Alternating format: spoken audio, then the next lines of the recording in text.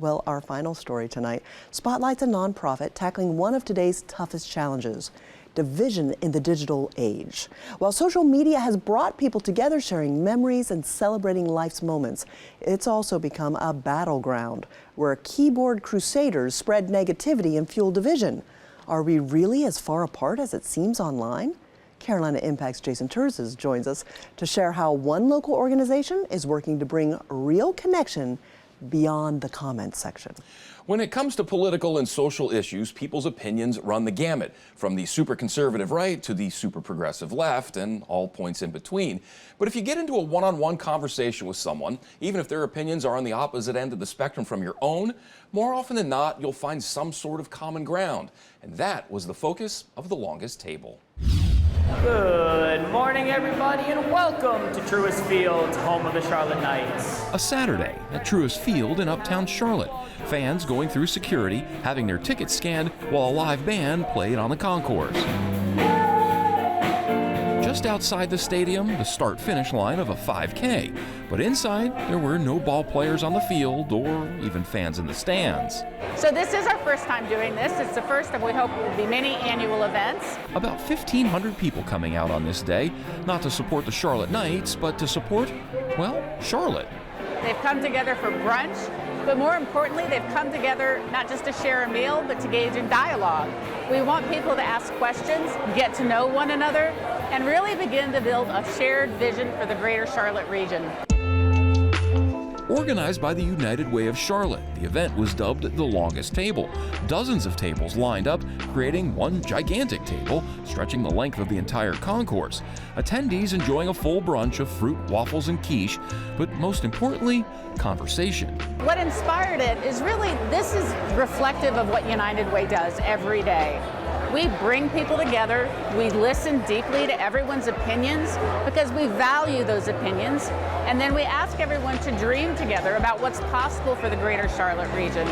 And then we mobilize the people and the resources to bring that vision to reality. I think it's a great idea. I think in the environment we're in today, we need to have the conversations, and sometimes we need to have the hard conversations, but we need to respect each other in the process in doing so.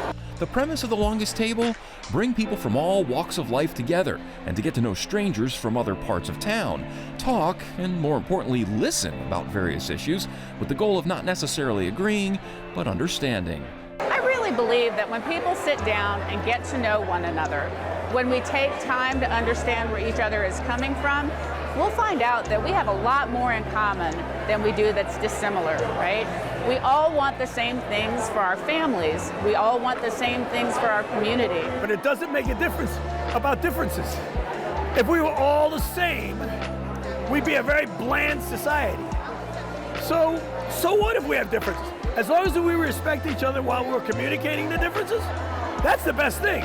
To keep the conversation moving, United Way posed a series of questions, which were put up on the stadium's video board. Open-ended questions like, how do you define community? So what I was saying is I define community as fellowship. I said it could be your work community.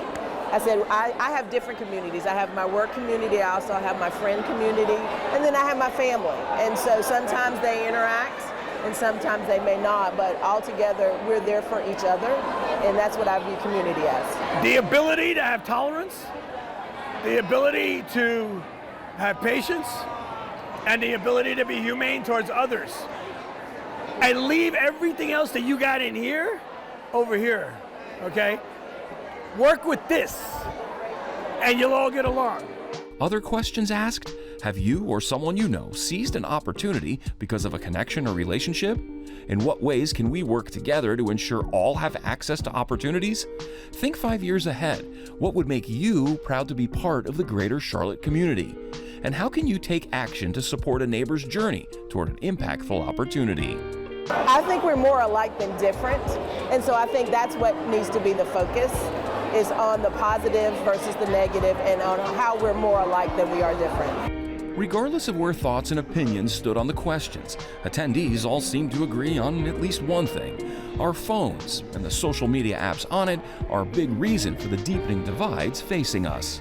I think a lot of the division, we can speculate about where it comes from, But we spend a lot of time on social media and on our phones, and we consume information in an echo chamber. And what we're doing here today pulls everybody out of their echo chambers and asks them to engage in honest dialogue. Also affecting people's thoughts, according to those in attendance, the carryover effect from the COVID-19 pandemic, when pretty much the whole world went remote, got online, and for the most part, never really got off. When COVID hit, everything changed. Everybody decided to jump into these, and they forgot how to do this. Because everybody got hibernated and they got siloed, all of a sudden, your opinion is the most important. Your thinking is the most important. Anything outside of your home is insignificant, and that's not right.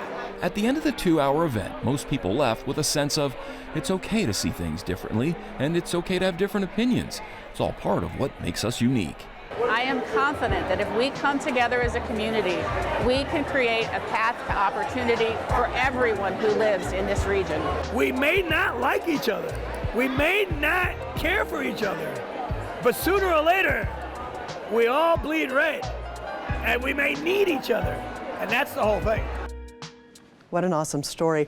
And as I understand, there's another longest table in the works? Yeah, so they're already making the plans for next year, and that was before this year's event even happened. Organizers were already working on the details for next year's event, which is set for Saturday, September 26th. So I think just the lead up to this and the number of people that expressed interest in coming to the event, they're like, okay, this is going to be, we're going to be able to pull this off and have a good event up to 1,500 people. So like, let's get the plans going and ready for next year.